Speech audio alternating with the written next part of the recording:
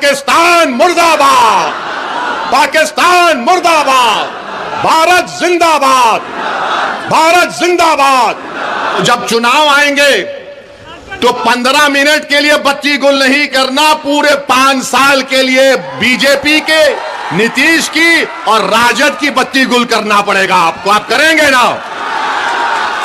कि ये कानून शियाओं को नुकसान पहुंचाता है, सुन्नियों को पहुंचाता है, बोरियों को पहुंचाता है। यह कानून देवबंदियों को नुकसान पहुंचाता है, बरेलवियों को नुकसान पहुंचाता है, अहले हदीस को नुकसान पहुंचाता है। यह कानून मुसलमानों को नुकसान पहुंचाता है।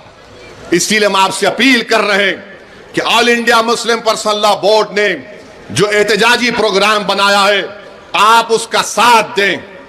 आपने बत्ती गुल की थी, 15 मिनट के लाइट गुल कर दिया, आपने किया था ना आपने। अब जब विधानसभा के चुनाव आएंगे, जब विधानसभा के चुनाव आएंगे, 20 साल आपने नीतीश को वोट दिया, 15 साल आपने लालू को वोट दिया।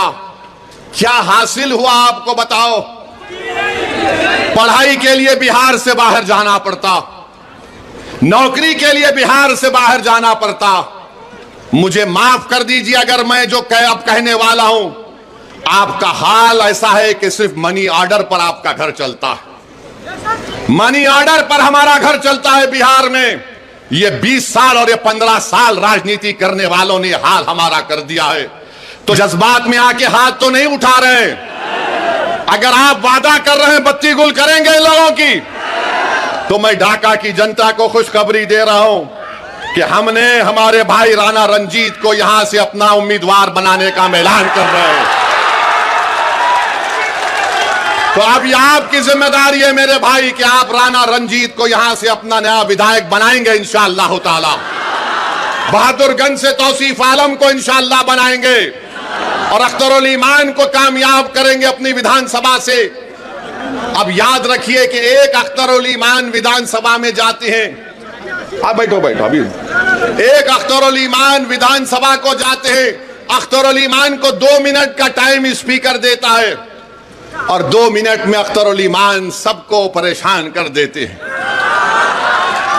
तो इंशाअल्लाह ताला अगर हम मुत्तहदा तौर पर अपने वोट का इस्तेमाल करेंगे तो अख्तरुल ईमान का बाजू नहीं बल्कि बिहार के गरीब और मजलूम अवाम का बाजू तौसीफ आलम और हमारा राणा बनेगा इंशाअल्लाह ताला।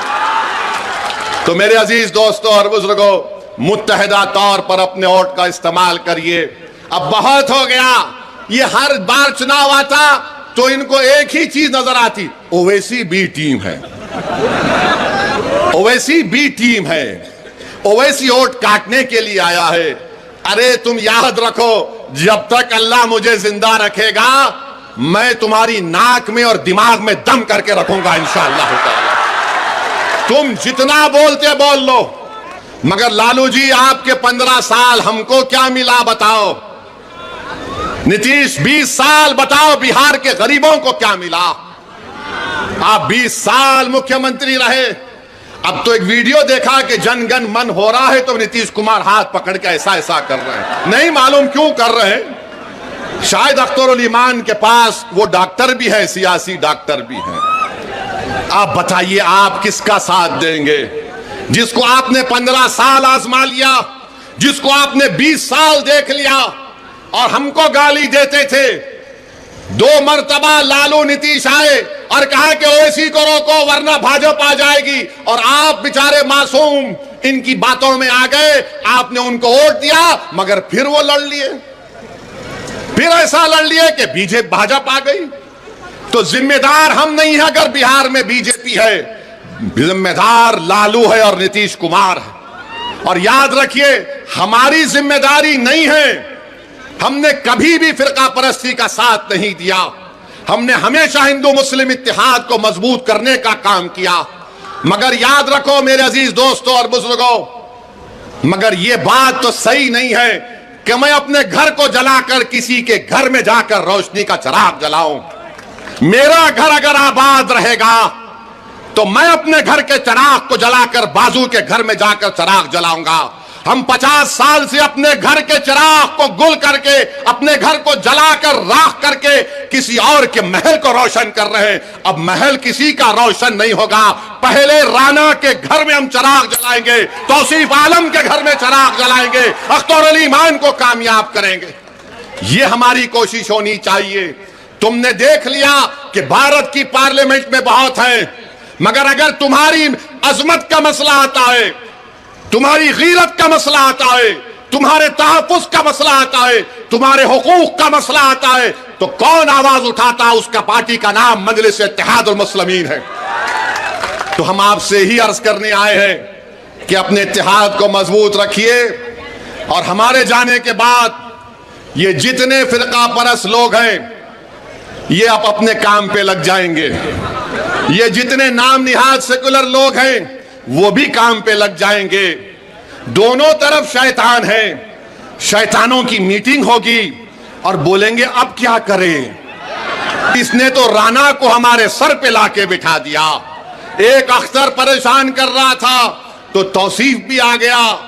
तो मेरे अजीज दोस्तों और बुजुर्गों, इनके झूठे प्रोपेगेंडे को आपको मुस्तरद करना है। एक मर्तबा मुत्तहदा तौर पर अपने वोट का इस्तेमाल करिए।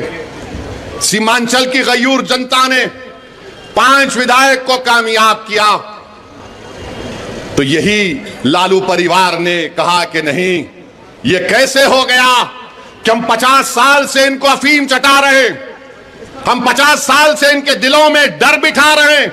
ये कौन सा काम हो गया कि ये डर और अफीम को छोड़कर अपने वोटों से, अपनी ताकत से अपने 5 विधायक को कामयाब कर लिए।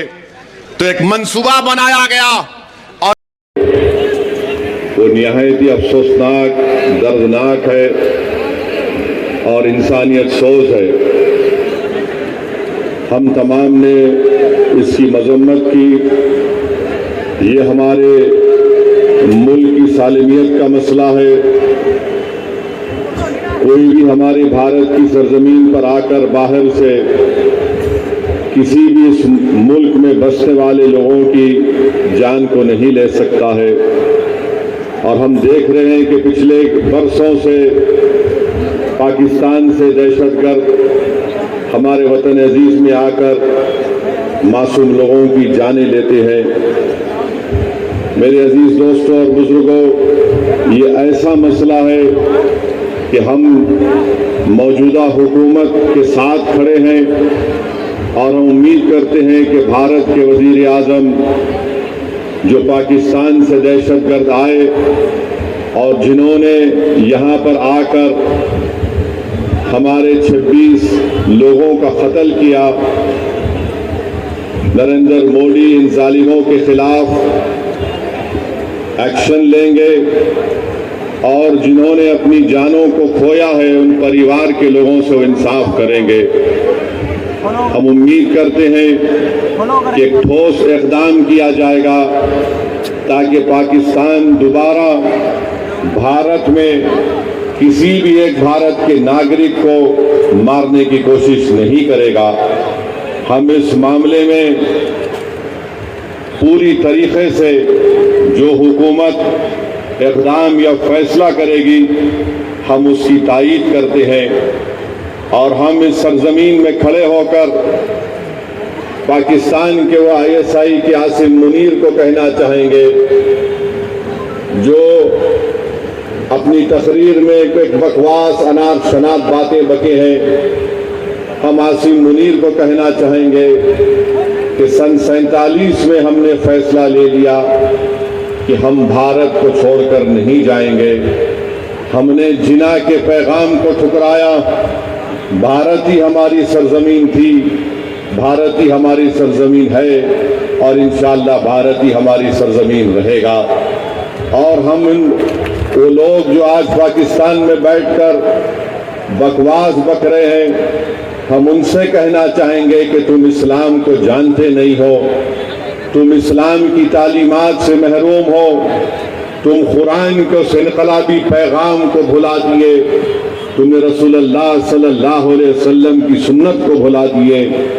तुम ऐसे मुल्क में बैठकर जहां पर अंदरूनी तौर पर किसी को महाजिर कहा जाता है, किसी को पठान के नाम से पुकारा जाता है। तुम्हारे मुल्क में इतनी गरीबी है कि गरीबी की वजह से लोग आज वहां पर परेशान हैं। अफगानिस्तान से तुम्हारा झगड़ा, ईरान की बॉर्डर पर तुम्हारा झगड़ा है। आज पाकिस्तान में बैठकर लोग इस तरह की अनाप शनाप बकवास बकते हैं। पाकिस्तान एक फेल्ड नेशन है और याद रखिए, ये ताकतें कभी भी भारत को सुकून से रहने नहीं देंगी। आज वक्त है कि हम इनको एक मौसर जवाब दें ताकि हमेशा के लिए ये दहशत गर्दी का ये जहर हमेशा के लिए खत्म होकर रह जाए। बांग्लादेश में भी कोई एक साहब अनाप शनाप बक रहे हैं कि नॉर्थ ईस्ट में ऐसा कर देंगे। मैं उनसे भी कहूँगा कि भाई साहब, जो मुल्क आपको मिला है वो हमारी वजह से मिला है, अपने मुल्क में आराम से रहो। याद रखो, जब भारत पर अगर कोई उंगली उठाता है तो हम अपने तमाम इख्तलाफात को भूलकर एक शीशा पिला हुई दीवार की तरह खड़े हो जाते हैं। तो हम इन तमाम लोगों से कहेंगे कि आज आपने बुरी नजर से भारत की तरफ उठाकर देखा है। मुझे यकीन है कि जो मासूमों का कत्ल हुआ है उनका खून रायगा नहीं जाएगा, बल्कि मैं तायीद करता हूं कि भारत सरकार ने यह फैसला लिया कि पाकिस्तान की कश्तियां और पाकिस्तान के प्लेन भारत के हुदूद में नहीं आएंगे, बल्कि हम ये भी कहेंगे कि पाकिस्तान को FATF के ग्रे लिस्ट में डाल दिया जाए। और जो लोग पाकिस्तान में बैठकर भारत के ताल्लुक से क्या क्या कहते हैं नहीं मालूम, मगर इनको आईने में अपनी सूरत देखना चाहिए। तुम कौन सा मिसाइल टेस्ट करते, टेस्ट कर लो, याद रखो, मगर भारत तुम्हारे से ताकतवर है और हमेशा रहेगा इंशाअल्लाह ताला।